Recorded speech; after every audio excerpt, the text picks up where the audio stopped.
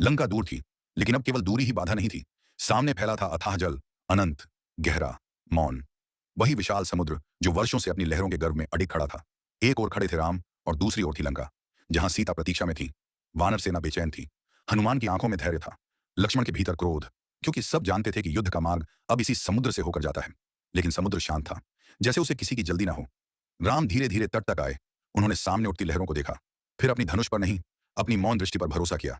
लोक कथाओं में कहा जाता है कि राम ने पहले समुद्र से युद्ध नहीं, विनती की। वे कुशा बिछाकर तट पर बैठ गए, आंखें बंद की और 3 दिनों तक मौन प्रार्थना की। उन्होंने समुद्र से कहा, मार्ग दो।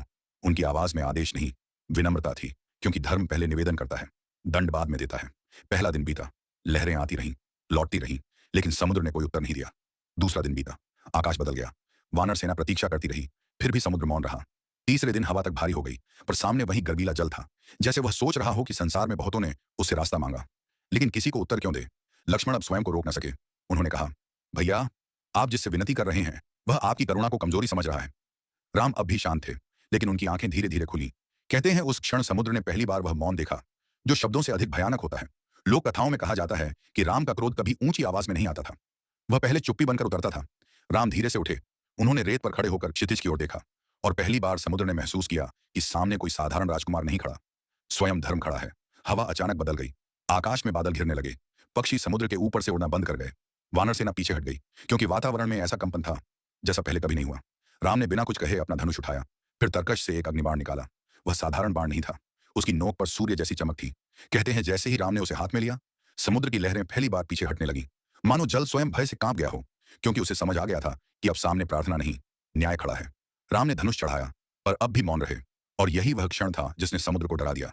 क्योंकि क्रोध की आवाज सुनकर लोग संभल जाते हैं, पर जब धर्म मौन होकर खड़ा हो जाए, तब प्रकृति भी कांप उठती है। लोक कथाओं में कहा जाता है कि राम के बाण छोड़ने से पहले ही समुद्र के भीतर हलचल मच गई। गहरे जल में रहने वाले नाग ऊपर आने लगे, विशाल मछलियां दिशाहीन हो गईं, और समुद्र की लहरें तट से टकराकर जैसे क्षमा मांगने लगीं। फिर अचानक जल के बीच प्रकाश उठा, और समुद्र देव प्रकट हुए, मुकुट झुका हुआ, हाथ जुड़े हुए, आंखों में भय। उन्होंने राम के चरणों में सिर झुकाकर कहा, प्रभु, आपकी करुणा को मैंने पहचानने में देर कर दी। राम शांत खड़े रहे। समुद्र देव बोले, मैं आपका मार्ग नहीं रोकना चाहता था, पर मेरी प्रकृति स्थिर है। मैं स्वयं हट नहीं सकता, पर मैं मार्ग बता सकता हूँ। फिर उन्होंने उस स्थान की ओर संकेत किया जहां से पत्थर डूबेंगे नहीं, और वहीं से सेतु का मार्ग प्रारंभ हुआ। कहते हैं समुद्र उस दिन इसलिए नहीं डरा था कि राम बाण चला देते, वह इसलिए डरा था क्योंकि उसने पहली बार समझा कि शांत रहने वाला जब मौन क्रोध में उतरता है, तब उसका तेज सबसे प्रबल होता है।